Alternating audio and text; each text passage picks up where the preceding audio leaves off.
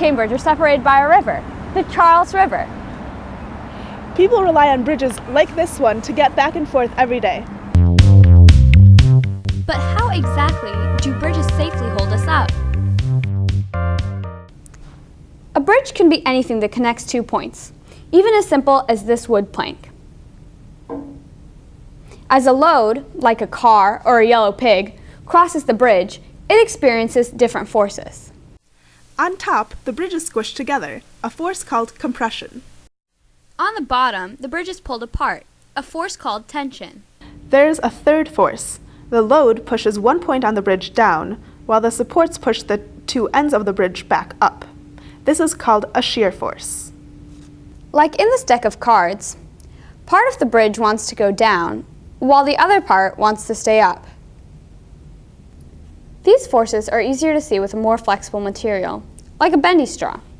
Here you can see how the top experiences compression, and the bottom experiences tension. It may look like a smiley face, but a bridge that sags this much is not a happy bridge. The bridge has to endure both forces in order to be successful. Some materials work better under a certain type of force. For example, Legos sustain a compressive force really well. But if you pull on them, the Legos separate and get pulled apart. Other materials, like string, are very strong under tension forces. People hang up heavy things with string or wire all the time. Think of swings on a playground.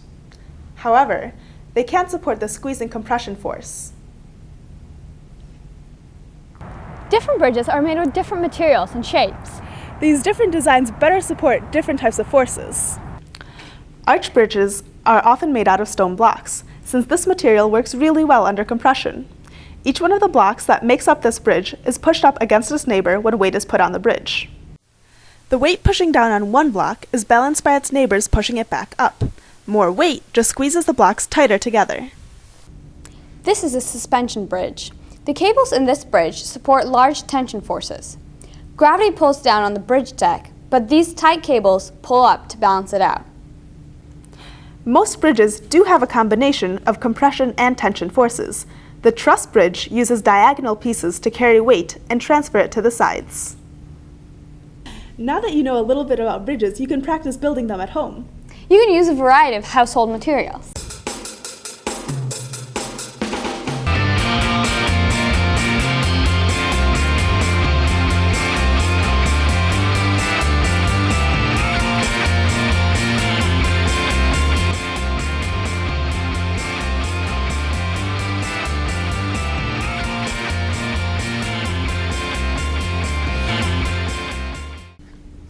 We made an arch bridge out of marshmallows to see how they are smushed together by compressive forces. Then, we load tested the bridge with bolts to see how much it can handle.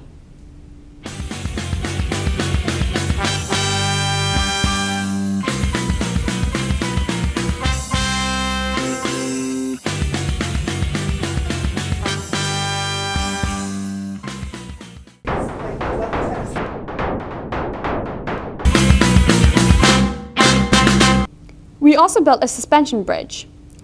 See how tension forces make these strings tight? We can load this suspension bridge and see how it does.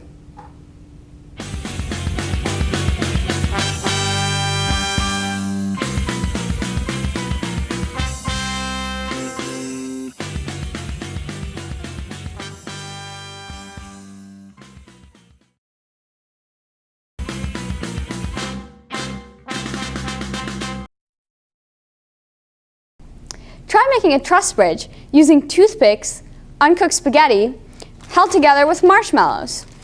How many bolts do you think it can hold up? We've had fun teaching you more about bridges. And hopefully now you can go out and explore more on your own. Bye!